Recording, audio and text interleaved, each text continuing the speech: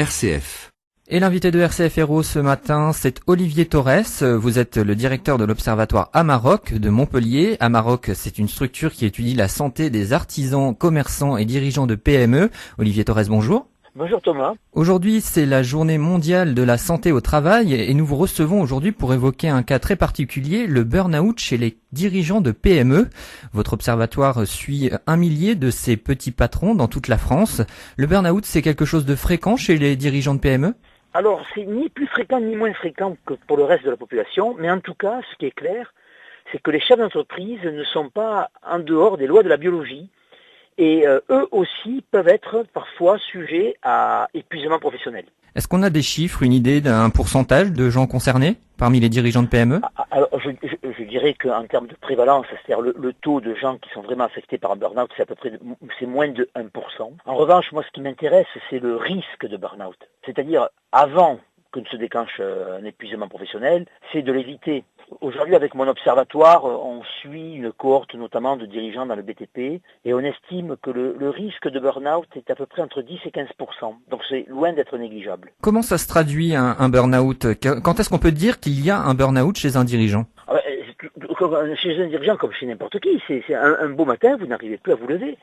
Vous êtes sans jus, sans énergie, vous êtes complètement scotché, avec un esprit qui continue à tourner, mais vous n'en pouvez plus. Ça peut aller jusqu'à des cas très très graves, on peut parler de tremblements, voire même de perte de mémoire dans certains cas.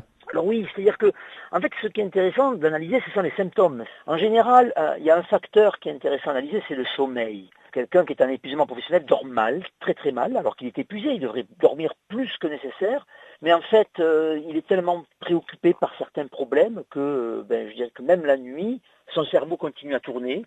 Il y a un état de fatigue même quand il se réveille le matin. Un état de lassitude également, qui est très très fort qu'on a pu observer chez les dirigeants. Et puis, notamment chez les dirigeants de PME, un sentiment parfois de déception vis-à-vis de leurs salariés, vis-à-vis des clients, vis-à-vis de la société. Donc beaucoup ont parfois le sentiment, je pense à juste titre, que la société a un peu oublié le rôle important que jouent les commerçants, les artisans, les professions libérales et les chefs d'entreprise. D'où est-ce qu'ils proviennent tous ces symptômes que vous nous décrivez, tout ce surmenage ? Est-ce que c'est les patrons qui veulent trop en faire ? Alors vous savez, les chefs d'entreprise, d'ailleurs comme les cadres, la question de la santé est souvent tabou et ça commence par « j'ai pas le temps d'être malade ». J'en ai même certains qui disent « je ne tombe malade que quand je suis en vacances ». Ce qui veut dire que de manière très très claire, on a pu le mesurer, ce sont des hommes et des femmes qui sont extrêmement engagés dans leur travail. Ils travaillent en moyenne 55 heures par semaine.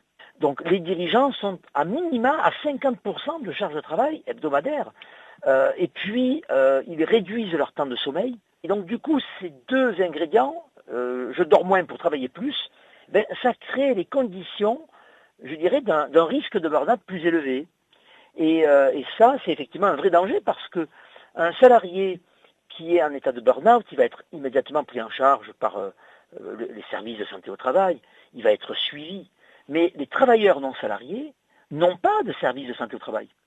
C'est pour ça que c'est très important de s'intéresser également à leur santé. Comment vous expliquez qu'on parle beaucoup plus de la santé des salariés et moins de la santé des dirigeants, alors qu'ils sont quand même le cœur du réacteur quelque part ? Bon, les salariés participent naturellement, mais c'est le dirigeant qui chapeaute, qui manage. Pourquoi ils n'en parlent pas quand ils ont des problèmes de santé ? C'est une histoire de tabou, une histoire d'image ? Je pense que c'est aussi une histoire de législation. Vous savez que la loi de Zouaï en 1946 a institué une santé au travail pour les salariés, mais on a oublié les travailleurs non salariés. Et les travailleurs non salariés s'oublient eux-mêmes. Donc ils sont souvent sous l'emprise du leadership. Ils se voient comme des gagnants, comme des battants, et donc du coup il n'y a plus d'espace pour exprimer une faiblesse. Donc la question de la santé est très secondaire, mais vous avez tout à fait raison. Les PME sont au cœur de l'économie réelle française. Quand on regarde le nombre d'emplois dans les PME, c'est 10 millions d'emplois, alors que la fonction publique n'en représente que 5,5. Et les grandes entreprises, 4,5. Et c'est assez paradoxal d'ailleurs, puisque le burn-out des patrons de PME représente un risque important pour l'emploi, vous le disiez. Les PME, c'est 9 entreprises sur 10, 2 emplois sur 3. Or, les dirigeants qui vacillent, c'est l'entreprise qui est mise en danger quelque part. Exactement. Le burn-out du chef d'entreprise est à la fois un risque individuel, comme pour chacun d'entre nous, mais c'est aussi un risque social élargi, parce que le chef d'entreprise, qu'ils soient commerçants, artisans, profession libérale, parce que pour moi, un expert comptable qui cotise à l'URSSAF et au RSI, c'est un chef d'entreprise et un employeur, eh bien tous ces hommes et toutes ces femmes sont, je dirais, au cœur du système de gestion de l'entreprise, et donc quand ils ont une défaillance, c'est toute l'entreprise qui en pâtit. C'est pour ça qu'il y a un double paradoxe.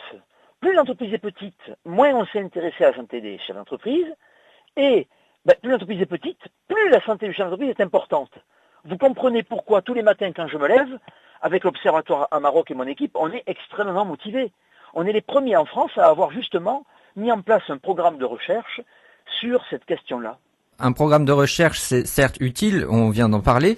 Maintenant, quelles sont les solutions que vous préconisez, quels sont les conseils que vous donnez pour éviter le burn-out, notamment chez les cadres dirigeants des PME? Eh bien, avec l'Observatoire Maroc, on a mis en place une cellule d'écoute psychologique qui permet aux différents réseaux professionnels et syndicats professionnels de pouvoir appeler un numéro qui permet effectivement aux chefs d'entreprise qui sont en situation de burn-out de pouvoir être un peu requinqué par une psychologue. Et pour ce qui est des pouvoirs publics, est-ce que vous pensez qu'un organisme public, justement, dédié à la santé des dirigeants est quelque chose d'envisageable?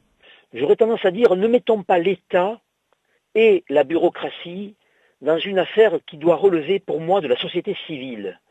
J'ai le sentiment depuis des années d'être soutenu par l'ensemble des syndicats. Continuons à avancer. Pas besoin, à mon avis, de l'État et de sa bureaucratie parfois extrêmement mécanique pour faire avancer les dossiers. Eh bien, merci beaucoup Olivier Torres, directeur de l'Observatoire Amaroc de Montpellier, observatoire qui se préoccupe et qui étudie la santé des artisans, commerçants et dirigeants de PME. Merci à vous.